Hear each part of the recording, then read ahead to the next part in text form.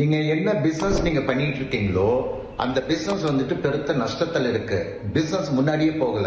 இப்ப இந்த டிராப்ல இருந்து நீங்க தப்பிக்கிறதுக்கு என்ன பண்ணணும்? நீங்க எந்த இடத்துல நீங்க இந்த பிசினஸ்ல மிஸ்டேக் பண்றீங்கங்கறத ஃபர்ஸ்ட் நீங்க ஐடென்டிஃபை பண்ணணும். நீங்க பணத்தை வந்துட்டு என்ன அப்படின்னா ஹேண்டில் பண்றதுல உங்களுக்கு பிரச்சனை இருக்கா அப்படின்னா நீங்க அதுல நீங்க அட்ரஸ் பண்ணணும். இல்ல உங்களுக்கு வந்துட்டு சேல்ஸ் வந்துட்டு என்ன அப்படின்னா பண்றதுல, ஆர்டர் எடுக்கிறதுல, அதை கொண்டு போய் டெலிவரி பண்றதுல, பணத்தை கரெக்டா வாங்குறதுல இந்த இடத்துல பிரச்சனை இருக்கா? மூணாவது, உங்களோட குவாலிட்டி ஆஃப் த பிசினஸ் வந்துட்டு எப்படி இருக்கு? மார்க்கெட்ல கம்பீட் பண்ற அளவுக்கு இருக்கா? இல்ல நீங்க எல்லாமே வந்துட்டு டிலே பண்ணி பண்றீங்களா? இல்ல குவாலிட்டி இல்லாத பிசினஸ் வந்துட்டு நீங்க பண்ணக்கூடிய பொருளோ இல்ல வேற விஷயங்களோ குவாலிட்டி இல்லாம இருந்தது அப்படின்னாலும் அதுல வந்துட்டு அப்படின்னா டெவலப் ஆகிறதுக்கு ஆப்பர்ச்சுனிட்டி இல்லை. அப்ப ஆஸ் அ பர்சன் உங்களோட திங்கிங்ல வந்துட்டு அப்படின்னா நீங்க சேஞ்ச் ஆகணும். எந்த பிசினஸுமே ஃபெயிலியர் கிடையாது. அந்த பிசினஸ் யார் பண்ணிட்டு இருக்காங்களோ அவங்களோட அந்த திங்கிங் அதுலதான் வந்துட்டு அப்படின்னா பிரச்சனை இருக்கும்.